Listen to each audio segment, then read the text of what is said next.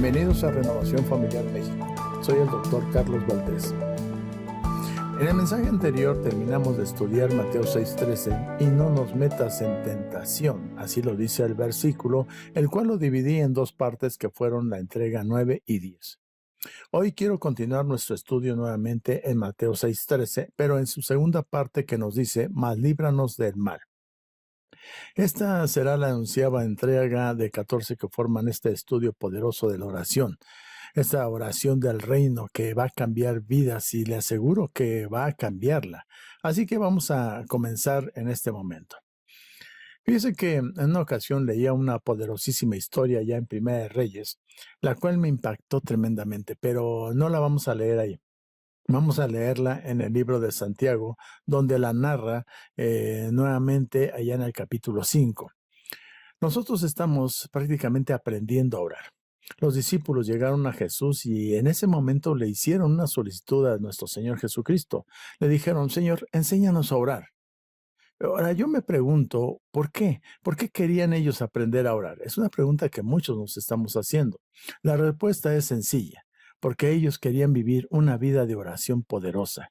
Él oró para lograr y no solamente oró para practicar un ejercicio religioso. Jesús no era un religioso. Hay muchas personas con religiosidad que no tienen ni una gota de espiritualidad. No conocen al autor de la vida, a nuestro Señor Jesucristo. Entonces, nosotros encontramos aquí en Santiago una palabra sobre la oración y dice de esta manera en Santiago 5, 16 al 18. Vamos a leerlo. Dice, confesaos vuestras ofensas unos a otros y orad unos por otros para que seáis sanados. La oración eficaz del justo puede mucho. Elías era hombre sujeto a pasiones semejantes a las nuestras y oró fervientemente para que no lloviese.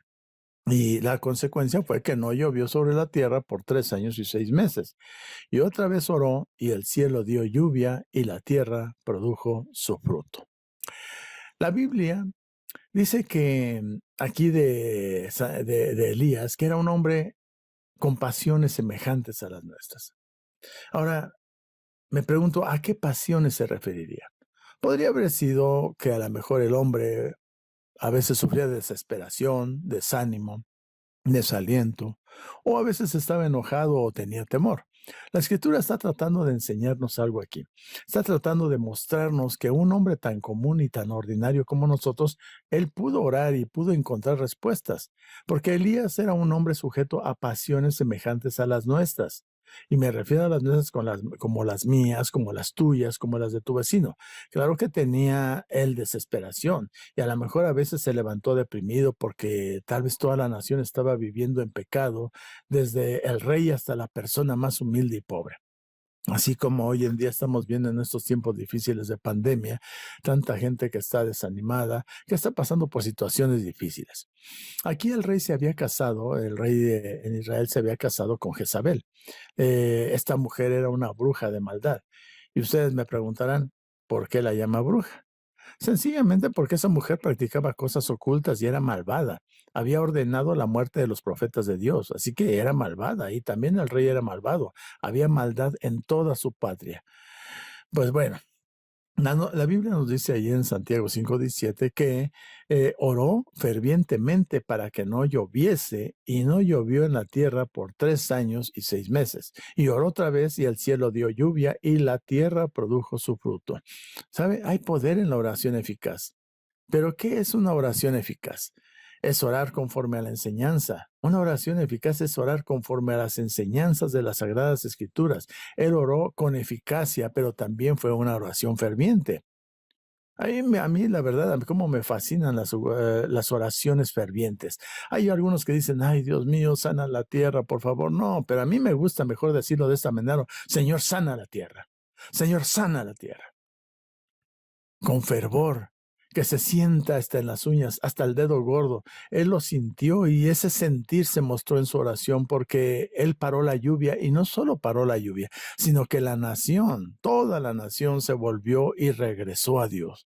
¿De cuántos hombres habla de Escritura? ¿Cuántos hombres fueron los que oraron? de uno solo, un solo hombre, pero un hombre que hizo qué cosa, oró, pero oró eficazmente, fervientemente, ¿verdad? Un hombre, solamente un hombre fue el que oró. ¿Cómo me gusta ver a hombres orar? Pero qué de las mujeres, nunca las despreciamos a las damas, ¿verdad? Porque son tan importantísimas en la iglesia, pero lamentablemente siempre son las mujeres. Necesitamos también de los varones de Dios con una espina dorsal de acero en las cosas de Dios, que no sean doblados por nada ni por nadie, que sean firmes, que no sean cobardes, que se afirmen en el Señor Jesucristo, varones de oración, hombres que oren fervientemente, que oren eficazmente para que la nación, para que nuestra nación, para que nuestro bello México vuelva a Dios. Yo quisiera leerles un poema. No sé quién lo escribió, pero me gustó cuando lo leí y dice de esta manera: Elías el profeta se puso a orar pidiendo al Señor la lluvia parar. Y lo que sucedió es digno de notar, porque los campos y los ríos se tenían que secar. Si tú oras y tú eres justo, con tu oración las obras del enemigo vas a detener. Tu vida y la de otros tendrán que renacer, porque tu oración será de gran poder. Elías trajo al pueblo de nuevo a considerar que el precio es muy alto al que persiste en pecar. Delante del Altísimo se decidieron postrar pidiendo su misericordia, prometiéndole adorar. Tú también puedes a esta nación convertir y aprender con Elías en oración a resistir hasta el avivamiento de su presencia venga a cambiar a todos de la muerte a un nuevo vivir. Es increíble, pero es cierto. Estamos haciendo un viaje. A través de esta oración, cuando comenzamos en la primera entrega, iniciamos un viaje. Empezamos nosotros con un deseo y empezamos a caminar, pero vemos que el deseo no nos lleva prácticamente a lograr las cosas sin antes pasar por la disciplina. Primero tenemos que pasar por la disciplina para poder llegar al deleite de oraciones contestadas. Así que es apremiante la necesidad de aprender a orar, porque la oración no es natural, créanmelo, no es natural ni normal. Como uno solo que ore, me refiero a eso, que con uno solo que ore, va a animar a otras, pero es necesario orar bien, porque hay muchas oraciones que no son buenas, que no son correctas, que en vez de ser oraciones que edifiquen, son oraciones que derriban, son oraciones de llanto, y no crean que con el llanto llegará al corazón de Dios, son quejidos, y eso es lo que el Señor desea de nosotros. Así que Jesucristo nos enseñó a orar de esta manera. Vosotros pues oraréis así: Padre nuestro que estás en los cielos, santificado sea tu nombre. Así lo dice Mateo 6:9. Y de esta manera nosotros llegamos a Mateo 6:13, donde comienza diciendo: y no nos metas en tentación, mas líbranos del mal, porque tuyo es el reino y el poder y la gloria por todos los siglos. Amén. Así que vamos a iniciar aquí y vamos a ver dos áreas. Prácticamente en esta área de más líbranos del mal, la quiero dividir en dos partes. La primera va a ser la preparación interior, cómo debemos de prepararnos interiormente, y esto tiene que ver con la armadura de Dios. Y la segunda parte va a ser la preparación exterior, que tiene que ver con el edificar un muro de protección a nuestro alrededor. Pero vamos a comenzar con la primera parte. La preparación interior. Dice Efesios 6:10 al 13. Por lo demás, hermanos míos, fortaleceos en el Señor y en el poder de su fuerza. Vestíos de toda la armadura de Dios para que podáis estar firmes contra las acechanzas del diablo. Porque no tenemos lucha contra sangre y carne, sino contra principados, contra potestades, contra los gobernadores de las tinieblas de este siglo, contra huestes espirituales de maldad en las regiones celestes. Por tanto, tomad toda la armadura de Dios para que podáis resistir en el día malo y, habiendo acabado todo, estar firmes. Pues bien, vamos a comenzar con fortalecernos en el Señor y en el poder de su fuerza. No con la fuerza humana, sino con el poder de la fuerza del Señor. Y para eso me gustaría preguntar, ¿cómo lo hacemos? Si usted me preguntaba si yo quiero fortalecerme, yo le diría, yo quiero hacerlo. Pero ¿cómo lo voy a hacer? Vistiéndome con toda la armadura de Dios. Así que podemos fortalecernos en el Señor y en el poder de su fuerza. El verso 11 que leímos dice toda la armadura de Dios, y el verso 13 dice lo mismo, tomad toda la armadura de Dios. Estos dos textos establecen la realidad de la existencia de una armadura espiritual. Pablo ha tomado o se tomó bastante tiempo para hablarnos de esto, por lo cual nosotros debemos de darle la debida importancia. Es importante esto, hermanos. Yo he conocido hombres que han dedicado a interceder, a ponerse en la brecha para interceder por otros, poniéndose frente al mismo diablo, pero desarmados. Y yo les he dicho, tengan cuidado, porque se pueden meter en problemas. Así que es importante la armadura espiritual para la batalla espiritual.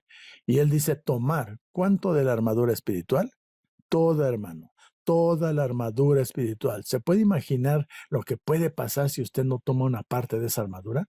El enemigo le puede alcanzar y le puede lastimar. Por eso debe de tomar toda la armadura de Dios. Bueno, después de esto, quiero seguir avanzando en esta área. Antes de usar esta armadura, necesitamos saber tres cosas. ¿Qué es la armadura de Dios? ¿Cuál es el propósito de la armadura de Dios? ¿Y cómo ponemos la armadura de Dios? Así que para esto lo ejemplificaré de esta manera. Viene de repente un muchacho y nos dice, yo quiero jugar fútbol americano, por decir algo, ¿no? Cualquier deporte, pero bueno, vamos a tomar aquí fútbol americano. Le ponen un casco y lo que es lo mismo para la escritura en lo espiritual viene siendo el yelmo. El casco es el yelmo. Y él dice, ¿qué es esto? Y se lo pone en un pie y va corriendo por el campo. Pues, ¿qué es esto? ¿Para qué sirve? Me estorba. Si no conoce el propósito para el cual fue hecho, no lo podrá usar correctamente nunca, pues no sabrá qué cosa es. Y si usted le da uno de esos cascos a un salvaje de África o de Sudamérica, tal vez él lo use para ir al río, para traer agua, pero él ignora que el casco tiene hoyos para dejar respirar la cabeza y se le escapará el agua y dirá, esto no sirve y lo tirará. Así que nosotros necesitamos saber qué es la armadura de Dios, qué propósito tiene la armadura de Dios y cómo la ponemos. Un estudio de la armadura de Dios puede ser aburridísimo si no tenemos la necesidad de conocerla y comprender su función. Todavía estamos aquí en Efesios 6 y vamos a leer el versículo 14 y 17. 14 hasta el 17. Estad pues firmes, ceñidos vuestros lomos con la verdad y vestidos con la coraza de la justicia, y calzados los pies con el apresto del evangelio de la paz. Sobre todo, tomad el escudo de la fe, con el que podáis apagar todos los dardos del fuego del maligno, y tomad el yelmo de la salvación y la espada del Espíritu, que es la palabra de Dios. Así que vamos a continuar con esta pregunta. ¿Qué es cada parte de la armadura de Dios? ¿Qué es el cinturón de la verdad? Los soldados de aquel entonces llevaban un cinturón ancho, fuerte en su derredor, protegiendo las partes inferiores de su cuerpo. Y luego también llevaba una coraza de justicia, y la coraza es una protección. El calzado del apresto o preparación del evangelio, el escudo de la fe, el yelmo de la salvación, que aquí quiere decir perdón, protección y seguridad, y la espada del Espíritu, que es la palabra de Dios. Entonces, la verdad, la justicia, la preparación del evangelio, la fe, la salvación y la palabra de Dios son para nosotros la armadura y la protección para que podamos orar, mas líbranos del mal o del maligno. Vuelvo a repetir, la verdad, la justicia, la preparación del evangelio, la fe, la salvación y la palabra de Dios. En lo espiritual es prácticamente la armadura que debemos de usar. ¿Cómo nos vamos a librar del maligno? Dándonos su armadura, dándonos protección. Esta protección no está hecha de acero. Esta protección es la verdad, la justicia, la preparación del evangelio, la fe, la salvación y la palabra de Dios. Solo 6 cosas. Verdad, justicia, preparación del evangelio, fe, salvación y la palabra de Dios, las cuales, usándolas correctamente, nos van a librar del mal y estaremos protegidos del maligno. Así que, ¿cuál es el propósito de la armadura de Dios? En 1 Pedro 5:8 nos dice, sed sobrios y velad, porque nuestro adversario el diablo, como león rugiente, anda alrededor buscando a quien devorar. al cual resistir firmes en la fe, sabiendo que los mismos padecimientos se van cumpliendo en nuestros hermanos en todo el mundo. Así que Satanás anda buscando a quién devorar. Satanás anda buscando a quién destruir. Yo le pregunto una cosa, ¿le ha tratado de devorar a usted alguna vez? Si él nunca le ha tratado de devorar, usted no es peligroso para él. Pero cuando uno es peligroso para el Satanás, él buscará devorarnos, buscará destruirnos, ¿verdad? Debemos velar, debemos de estar preparados para que no nos pueda hacer daño. Ahora, una pregunta más. ¿Qué propósito tiene la armadura? Bueno, el propósito es muy básico. Nos protege en la batalla. Cuando un soldado regresaba a su casa después de la batalla en aquel entonces, piense usted en un soldado romano, cuando él regresaba de la guerra a su casa, él se quitaba la armadura en la casa. Pregunto, ¿se quitaba la armadura en la casa? No, mi hermano. Él dejaba la armadura en la armería. Él solo se ponía la armadura para la batalla. Mis amados, todo cristiano debe de estar en la batalla, pero debemos de sacar la batalla de nuestra recámara, o de la cocina, o de la sala, o del patio. La batalla debe de ser en contra del enemigo, en el campo de batalla, ¿verdad? No en la casa. Así que es tiempo de que los casados dejen de pelear el uno contra el otro. Es tiempo que los hijos y los padres dejen de pelear y que la batalla sea allá fuera de la casa, con el enemigo en otro campo. Pues bien, aquí vamos nosotros aquí es donde nosotros vamos a ver cómo nos vamos a proteger usando la armadura de Dios. ¿De qué nos protege, por ejemplo, el cinturón de la verdad? Dice, ceñidos vuestros lomos con el cinturón de la verdad. Esta prácticamente cubre las partes inferiores de nuestro cuerpo. ¿De qué nos protege la armadura? ¿De qué nos protege la coraza de la justicia? Esta cubrirá los órganos internos. Estas protecciones básicas son partes de la armadura, están protegiendo tres cosas. Hablamos del cinturón de la verdad y la coraza de la justicia. Estas dos partes de la armadura nos están protegiendo nuestro corazón, nuestras emociones y nuestros deseos sexuales. Dice Proverbios 4:23, sobre toda cosa guardada, guarda tu corazón, porque de él mana la vida.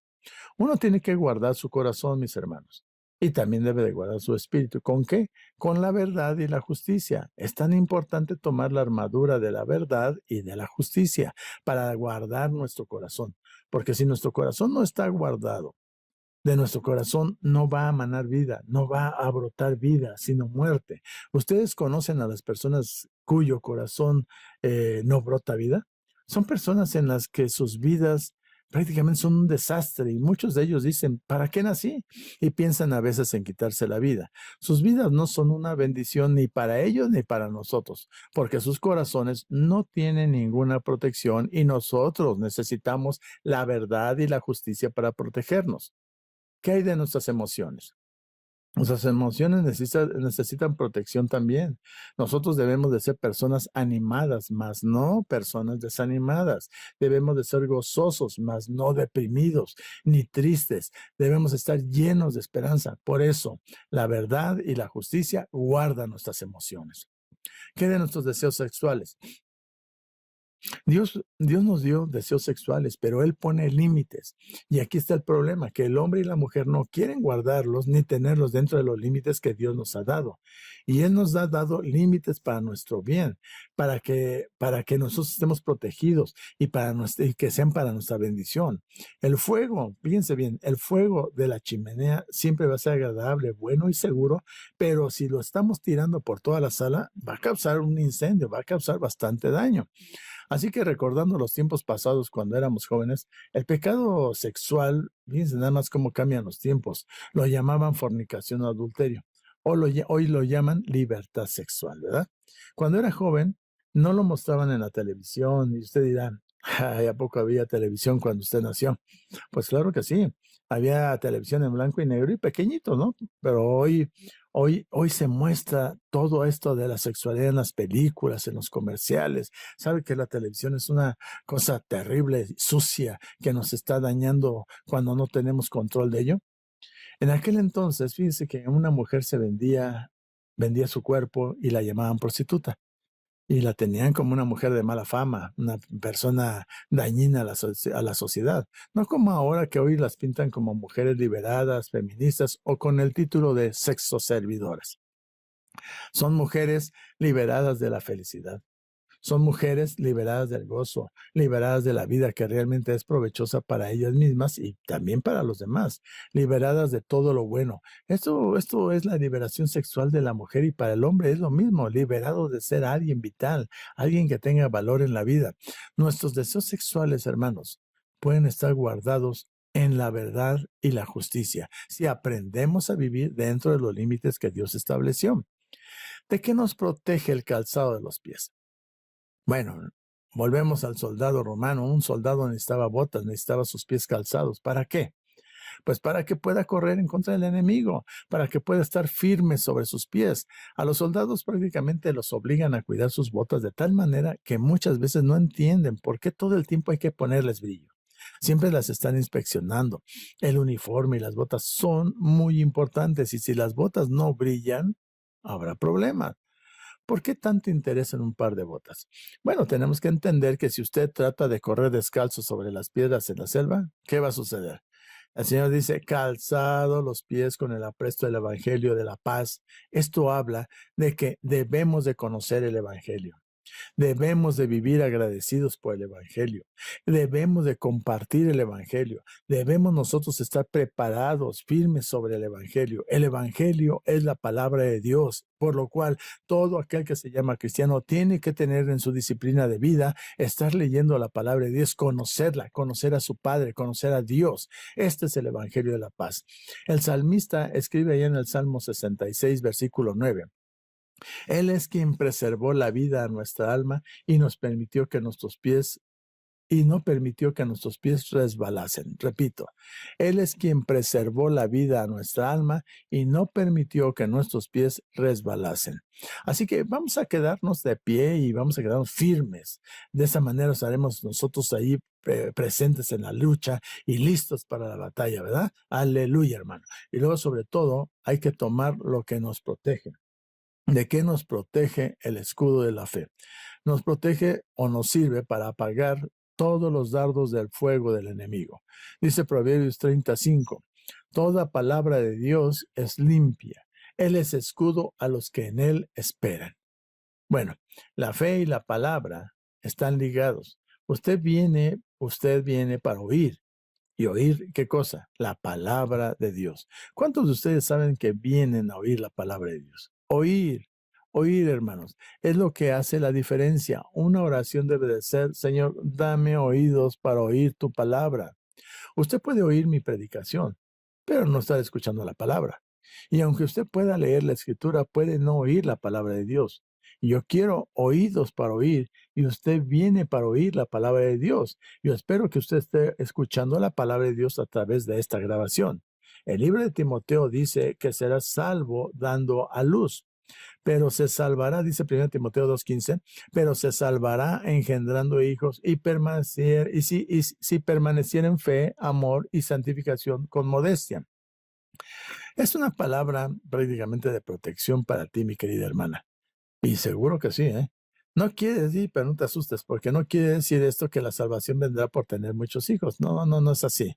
No se equivoque. Si fuera así, habría más cristianos en México que en el resto del mundo. Es una promesa de salvación o cuidado o protección. Pero sabe que muchos no tienen esa confianza que no han oído, porque no han oído en el fondo de su ser esta palabra. Tenemos que tener esa palabra en nuestra mente. Tenemos que tener esa palabra en el corazón. Tenemos que tener la palabra en la boca. Tener la palabra en la mente, en el corazón y en la boca, hermanos. Es lo que va a hacer la diferencia cuando nosotros hayamos tomado la palabra, cuando la hayamos digerido, no solo que esté en nuestra mente, porque si está en el corazón, también estará en la boca. Así que, ¿de qué nos protege el yelmo de la salvación? El yelmo de la salvación nos da protección, seguridad y perdón, dijo el salmista en el Salmo 140, versículo 7. Jehová, Señor, potente Salvador mío, tú pusiste a cubierto mi cabeza en el día de la batalla. Debemos de tener nuestra mente protegida del temor, protegida de la duda, protegida del mal, orando en el Espíritu. ¿Qué quiere decir esto? orando en lenguas, orando en el Espíritu. Y sabe que hay un texto en Corintios que habla de las promesas de Dios que dice allá en 2 de Corintios 1:20, porque todas las promesas de Dios son en Él sí y en Él amén, por medio de nosotros para la gloria de Dios. Por medio de Jesucristo. Hermanos, nos dice, por medio de Jesucristo. ¿Cuántas promesas? Todas. Muchos creen que la mayor parte de las promesas son para los antiguos, pero no es así.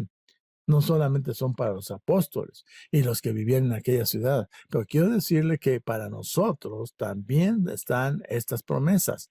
Yo doy gracias a Dios porque las promesas son nuestras. ¿Y qué de usted? ¿También da gracias a Dios? Todas las promesas son nuestras y nosotros encontramos que en este libro está la vida. Es un libro vivo, es una palabra viva. Así es, mi hermano. Y le repito una cosa, todas las promesas son nuestras. El Señor nos ha dicho claramente que por nuestras palabras seremos justificados y por nuestras palabras seremos condenados. Así que nosotros tenemos que aprender a hablar de Él, hablar de lo que Dios habla. Nosotros debemos de empezar a tomar las promesas y especialmente las promesas de la protección del Señor. Así que, hermanos, esta parte de la oración del reino, líbranos del mal, es la oración que el Señor quiere que hagamos. Pero no quiere que la hagamos como una simple oración. Él quiere que aprendamos a protegernos de verdad, que aprendamos a tomar la armadura del Señor y así estar protegidos para que no tengamos que hablar con el consejero o con el pastor o con el dirigente de la reunión de hogares. Es decir, va usted allá con su líder o con su pastor y dice, me caí otra vez. No, sino que nuestro testimonio sea, estoy firme en el Señor. Semana tras semana, mes tras mes estoy firme, año tras año continúo en el camino. Así que no tendremos que estar continuamente arrepintiéndonos por cada caída. Tome la armadura de Dios y tómela sobre toda su vida y sobre todo y en todo momento, todos los días de su vida. ¿Por qué? Porque si Él viene contra mi corazón, yo tengo una coraza. Porque si Satanás viene a atacar el área de mi deseo sexual, tengo el cinturón. Si viene contra mi cabeza para sembrar en mi mente dudas o malos pensamientos, tengo el yelmo. Si me avienta dardos ardientes, tengo un escudo. Si trata de impedirme o de detenerme, tengo puestas mis botas. Y lo que es más, yo tengo en mi mano una espada para hacer guerra en contra del enemigo. Nos dice el Salmo 3:3, mas tú, Jehová, eres escudo alrededor de mí, mi gloria y al que levanta mi cabeza. Él es nuestro escudo, hermanos. Él nos protege si tomamos un tiempo con Él. Diga conmigo. Sí, Señor. Yo tomo el cinturón de la verdad para mí. Tú eres mi verdad y tú, Señor, eres escudo alrededor de mí y con mi boca yo declaro que seré protegido con el cinturón de la verdad en este día. Mis deseos sexuales estarán bajo mi control y mis entrañas serán protegidas por ti. Si usted hizo esta oración, le felicito. Unos tienen más problemas en el área sexual, le diré. Hay otros que tienen más que otros, ¿ya? Pero sería absurdo que una persona dijera, Señor, quítame todo deseo sexual. Es una oración tonta, es una oración sin sentido. No hay que ser tan extremista. Dios nos dio deseos sexuales. Esto es una bendición para cada uno de nosotros, pero esos deseos sexuales deben ser dentro de los límites de nuestro bien, para nuestro bien y para nuestra protección. Así que puede ser, si quiere decir conmigo, Señor, tomo esta protección y con la boca declaro que la maldad no me alcanzará. Yo declaro que tú eres mi verdad y tu verdad es el cinturón que me protege en esta área. Tú tendrás la seguridad, hermano, que saldrás acompañado del Señor como tu escudo en derredor tuyo y no saldrás atemorizado. Tú vas a salir con valor a confrontar el mundo. Tú saldrás con tu protección. Una mujer me decía, hermano Carlos, ¿yo puedo poner esa protección del cinturón alrededor de mi marido? Claro que sí. ¿Por qué no? Así su marido no será víctima de los deseos malignos de las secretarias donde trabaja. Gloria a Dios. La coraza de la justicia. La coraza de la justicia. Jesús es tu justicia. Aleluya, hermano. Dice Romanos 5:1, justificados pues por la fe, tenemos paz para con Dios por medio de nuestro Señor Jesucristo. ¿Justificados por qué? Por la fe, por la verdad. Y uno puede saber que ha sido justificado confesando lo siguiente. Así que si usted sigue confesando estas verdades sobre su vida, le aseguro que saldrá victorioso. Si usted quiere, diga conmigo: Señor, este día yo tomo la coraza de la justicia. Señor, yo declaro que tú que no conociste pecado, fuiste hecho pecado para que yo conociera la justicia de Dios en ti, Señor Jesús. La justicia tuya está sobre mí. Mi corazón está guardado. Mis emociones están guardadas y estarán guardadas dentro de lo que tú quieres que estén. Amén. Confiese esta oración y declárelo. A veces sin saber del poder de la confesión, estamos confesándolas y a veces uno no conoce la necesidad de confesar la palabra y uno lo está haciendo. Y cuando lo haces estarás buscando primeramente el reino de Dios y su justicia, y todas las cosas que necesitamos nos serán añadidas.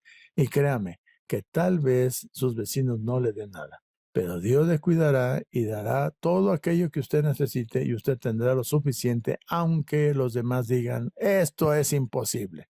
No sucede en la actualidad, ¿verdad? Muchos son incrédulos. Pues quiero decirte que sí sucede en la actualidad.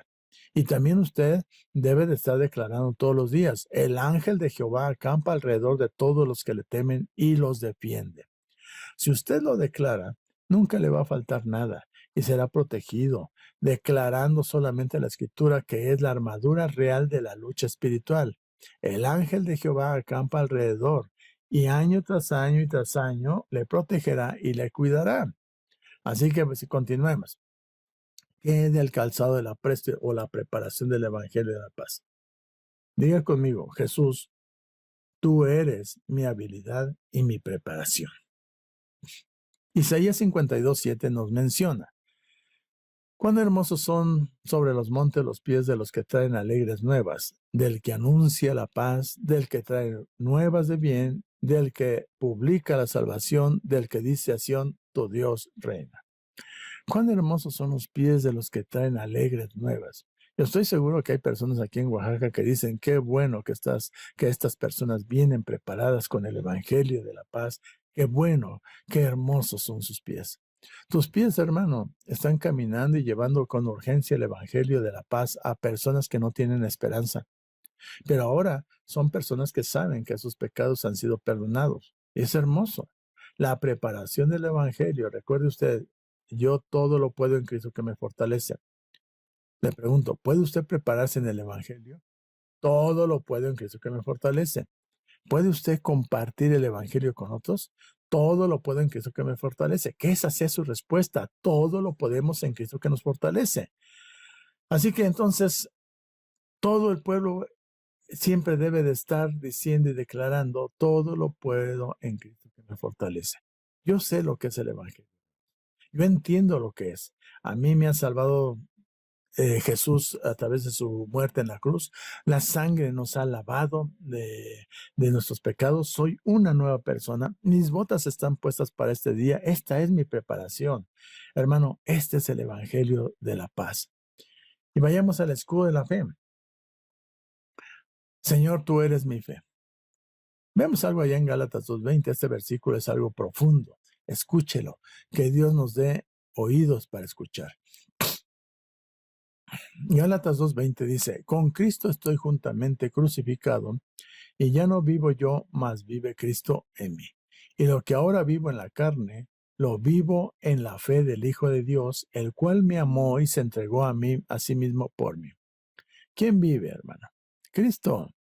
¿Y dónde vive? En mí, en mi ser. Yo soy el templo del Espíritu de Dios. Yo soy el templo de Jesucristo. Yo vivo en la fe del Hijo de Dios. ¿Cuánta fe tiene el Hijo de Dios? Tiene mucha. Y yo vivo en la fe del Hijo de Dios.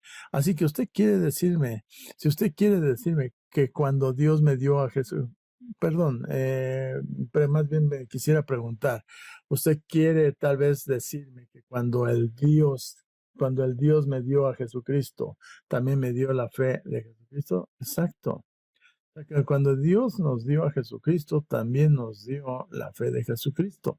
Entonces, ¿por qué no estoy viviendo así? ¿Por qué no vivo en esa victoria? ¿Por qué no estás declarándolo? ¿Por qué no estás declarándolo?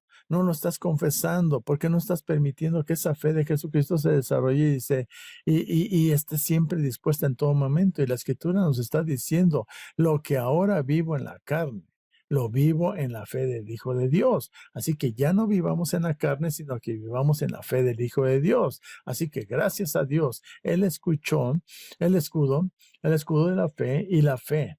El escudo de la fe y la fe, ¿de dónde vienen, hermano? Ese escudo de la fe es la que va a detener los dardos del enemigo. ¿De dónde viene ese escudo? La fe que tengo en el Señor, ¿de dónde vienen? Vienen del oír.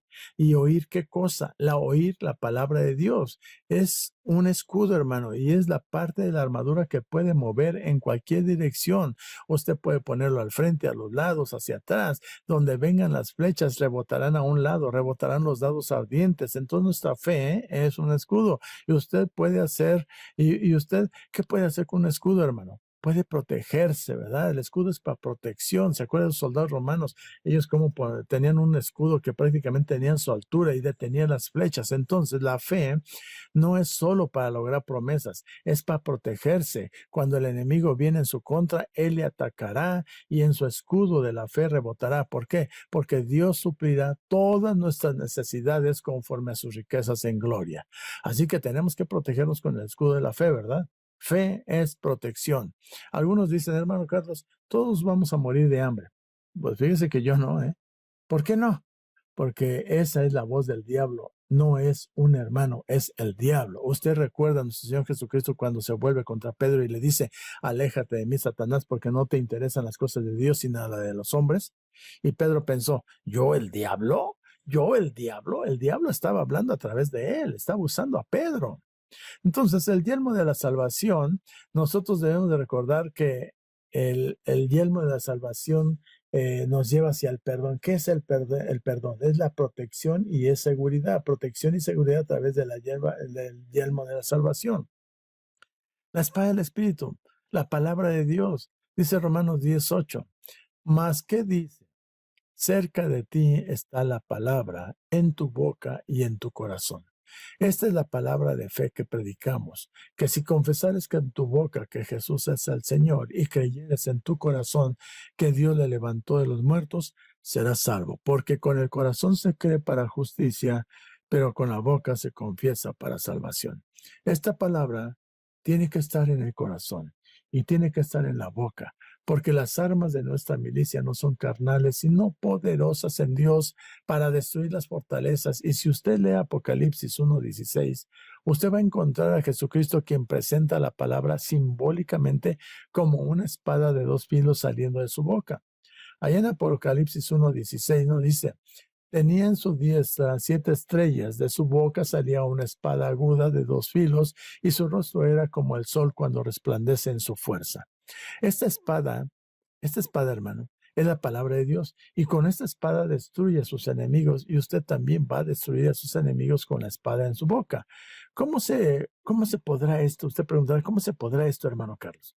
Confesando la Escritura. Esa es la espada, pero para lo cual, si usted quiere usar la espada, tiene que leer la Biblia, tiene que conocer la palabra de Dios y muchos cristianos no la están leyendo. Así que, hermanos, yo me veré vestido con toda la armadura de Dios, protegiéndome desde la corona de la cabeza hasta la planta de los pies. Pero para esto tengo que tomar la armadura. Si usted quiere ser un intercesor, si usted quiere ser un hombre de oración, usted tiene que aprender a proteger su ser interno, la parte interna de su ser, allá en lo espiritual, poniéndose toda la armadura de Dios. Yo le preguntaría, ¿tiene usted toda la armadura de Dios puesta? Pues si la tiene puesta, felicidades porque usted va a lograr la victoria en la batalla. Que Dios les bendiga. Soy el doctor Carlos Valdés de Renovación Familiar México. Hasta la próxima. Bendiciones.